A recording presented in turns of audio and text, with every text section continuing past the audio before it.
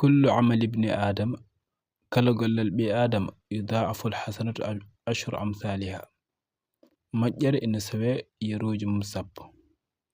ɓi adama kala fof gollal ngal o golli moƴƴere nden ɗo moƴƴere ina sowe fodde wonde laaɓi sappo ila 700 jawe fa yeruji mum temedde jeeɗiɗi sowante ina wawi sowede ni ha cowande temedde jeeɗiɗi.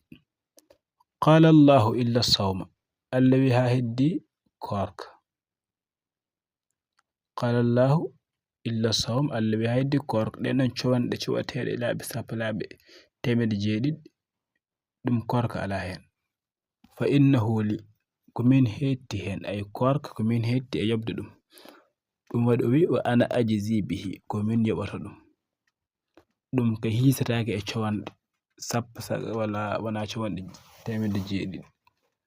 sabu ƴewata ko yada o shahwatahu wa ta'amahu min ajli omo acca tuuya makko e ñamde makko sabu am. allah wi neɗɗo ina acca tuuyoji muɗum acca ñamde muɗum sababune muɗum ɗum waɗi korka kam ko kanko yoɓanta ɗum hoore makko. wali sa'imi farhatani korɗo ina jogii belammaji ɗiɗi. korɗo ina jogii belammaji ɗiɗi farhatun inde fitrihi belamma taƴgol saanga jomide ina taƴa ina welto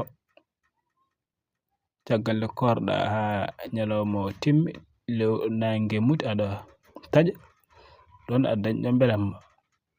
ko noonne kadi sehi belamma hawrude e jomum o farhatun inde liqa'i rabbihi jomum yehi ha ina hawre e Allah ɗonne kadi saɗa jaɓe aɗa welto.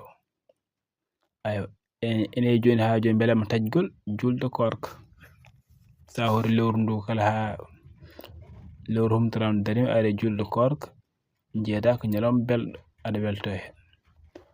wal khulufu fami sa'im hendu hunoko korɗo ay korɗo hendu yaltore e hunoko mum ko odor on ɗon allah wi kañum atyabu indallahi min rihil miski ɓuri welde allah e hendu miski on ɗon ndun ɗon hendu kañum allah ɓuri yidde e hendu ndu ganduɗa ko lati misk. oɗo hadis hawri ɗum ko muslim.